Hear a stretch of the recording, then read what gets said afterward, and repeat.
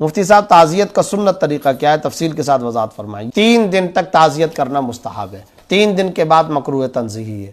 البتہ یہ یاد رکھیں کہ اگر کوئی شخص سفر کی حالت میں تھا، دور تھا، ملک سے باہر تھا، اپنے وطن یا علاقے شہر سے دور تھا، وہ اگر آتا ہے اور وہ تعزیت کا اظہار کرتا ہے تو وہ تو کسی بھی وقت کر سکتا ہے۔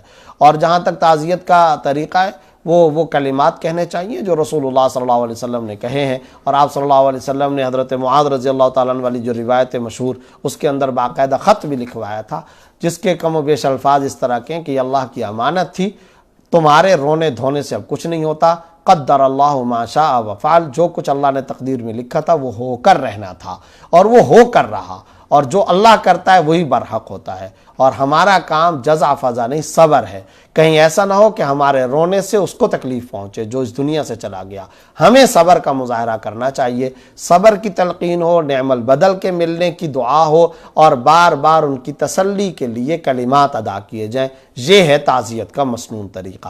اور اس کے ساتھ ساتھ ایک اور اہم بات وہ ہے، جن کے گھر میں کسی کی فوتگی ہو جائے ان کے لیے کھانا بھی تیار کر کے بھیجنا چاہیے، کم از کم 3 دن تک کے لیے کھانا ان کے لیے تیار کروا کر کے بھیجنا، یہ سنت ہے۔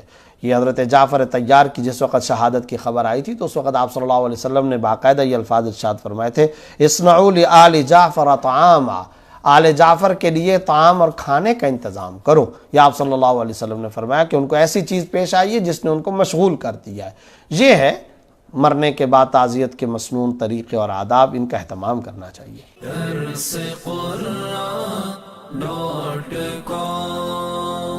www.darsequran.com